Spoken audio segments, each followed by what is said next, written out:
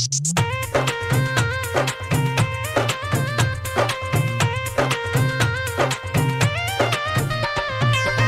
by Rohit Jacob.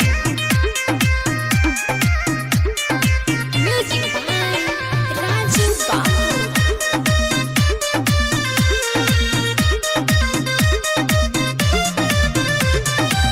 कबो ना हमरा के गिरियत घुमैल हो, शादी तू के हमरा फेरा में फसैल हो।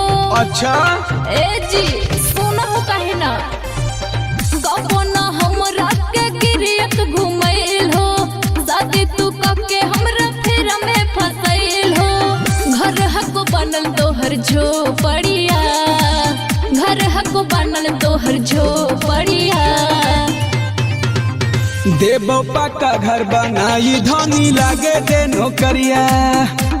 अरे चुपे रहा, हमरा के दिलासा मत दिलावत। देबो गिरियक घुमाई पहले लेबे दे फफरिया। तोरा लागी अच्छा। तोरा लागी तोरा लागी गड़ाबाई। देबो सोना के सिकरिया, देबो पक्का घर बनाई धनी लागे दे नौकरिया।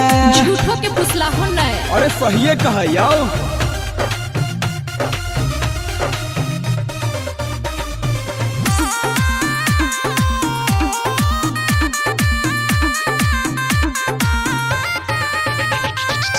हलिए हम खुश कते पापा के दुआरी जी, हो गेले शादी के जिंदगी बेकार जी। हे भगवान हम कैसन मर्द के फेरा में पड़ गेलिए। तोरा लागी धानी हम कुछहू करबोगे। अलिए काल्हे पटाना से फार्म भरी के। दिला हो न राजा लके नए सड़िया, दिला हो न राजा लके नए सड़िया। सब इज्जत नाश कर देगी। देबौला हांगा मांगाई धानी लागे दे नौकरिया। देबौरा जगिर घुमाई पहले लेबे दे फफरिया। तोरा लागी तोरा लागी तोरा लागी मांगा भाई। देबो 1600 के फरिया, देबो पक्का घर बनाई धानी लागे दे नौकरिया गे।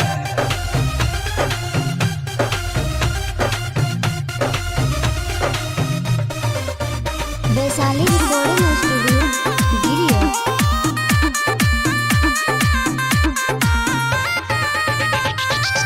कल हो पढ़ाई कॉलेज में के संग जी, मती मराइल रहे हमरो मांग जी। अरे धत पगली टेंशन काहे लेती हो।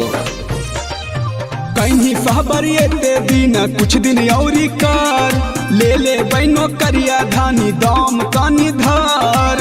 तोहर सने कहे जी धीरज गवैया, तोहर सने कहे जी धीरज गवैया। तकी कोई ओकरा तर जइमी की। देबो पक्का घर बनाई धानी लागे दे नौकरिया।